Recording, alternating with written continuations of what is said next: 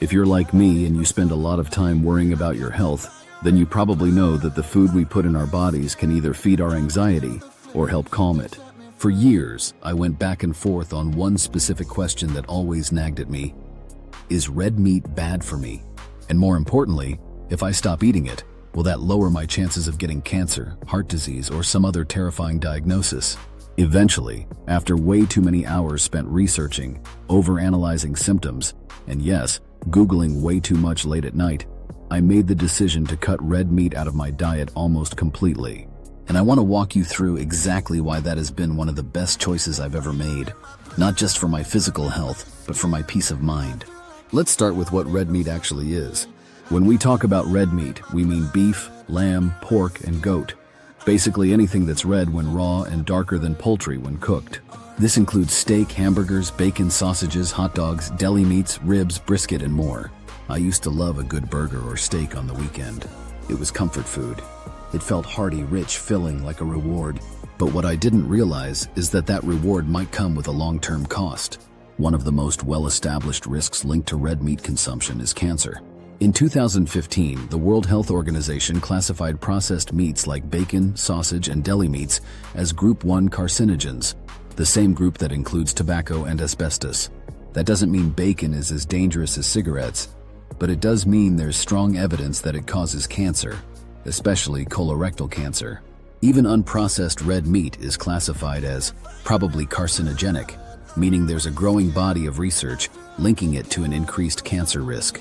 As someone with health anxiety, just hearing the word carcinogen is enough to send my brain into a spiral. But here's the good news. When you remove red meat from your diet, your risk starts to go down. Multiple large-scale studies have shown that people who avoid or significantly limit red meat tend to have lower rates of colon cancer. And for me, knowing that I'm actively reducing a controllable risk has been a massive relief.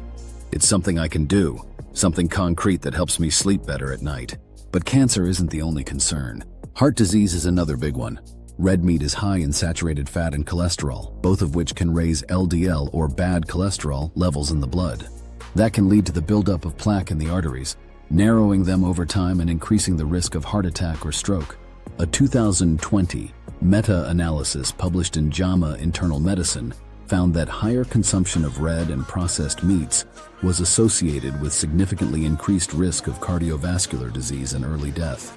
I don't know about you, but anytime I get chest tightness, even if it's just gas or anxiety, I immediately wonder if I'm about to have a heart attack. That's just how the anxious brain works. So when I found out that cutting red meat can actually lower cholesterol, improve arterial function, and reduce inflammation, it felt empowering.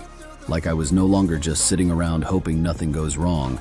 I was doing something about it. And speaking of inflammation, this is another big one.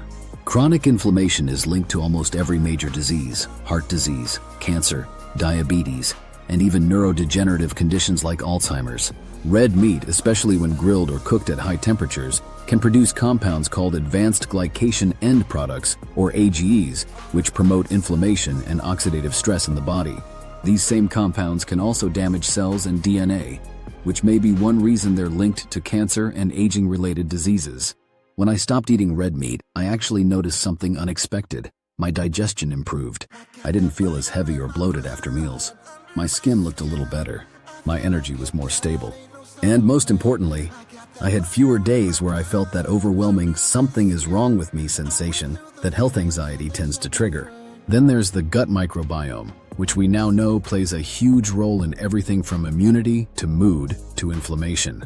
Diets high in red meat have been shown to negatively affect the gut flora, promoting the growth of bacteria that produce harmful compounds like trimethylamine N-oxide, TMAO, which is linked to heart disease. In contrast, plant-based and pescatarian diets support a more diverse anti-inflammatory gut microbiome, which is crucial for mental and physical health. And if you're someone who's constantly monitoring your own symptoms, you know that even a small shift in how your gut feels can make or break your day. Now, let me be clear. I'm not saying you need to go vegan or vegetarian overnight. I haven't, but I have made some important switches that helped me keep my protein intake high while cutting out the risky stuff. So what are the alternatives? First off, poultry is a good step in the right direction. Chicken and turkey are leaner, have less saturated fat, and haven't been linked to the same cancer and heart risks as red meat. Eggs, in moderation, can also be a great protein source. And fatty fish like salmon, sardines, and mackerel are nutritional powerhouses. Not only are they packed with protein, but they're also loaded with omega-3 fatty acids, which fight inflammation, support brain health, and reduce heart disease risk. Plant-based proteins are another huge win. Lentils, beans, chickpeas, tofu, tempeh, and even some whole grains like quinoa are loaded with protein, fiber, and antioxidants. Unlike red meat, they don't come with the baggage of saturated fat or carcinogens. In fact, swapping just one serving of red meat a day for beans or legumes has been shown to reduce the risk of early death in several long-term studies.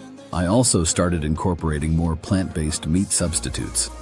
Not because I need something that tastes exactly like a burger, but because they're convenient. They cook fast, and they're often fortified with vitamins like B12 and iron that you typically get from meat. Just be sure to read labels. Some of these products can still be high in sodium or added oils. Another thing I've done is lean into Mediterranean-style meals. Things like grain bowls with roasted veggies, hummus, olives, leafy greens, and grilled fish. Or stir-fry with tofu, broccoli, garlic, and brown rice.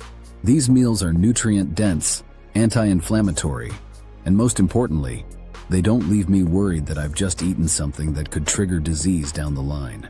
I get it. If you're dealing with health anxiety, every food choice can feel like a potential landmine. You want certainty, reassurance, and some control in a world that often feels unpredictable. That's why giving up red meat has been so helpful for me. It's one less thing to worry about. One less Google search at 3 a.m. One less what if running through my head. And look, I'm not perfect. Sometimes I'll have a bite of something at a party or eat something with a little bacon in it. But the difference now is that I don't crave red meat anymore.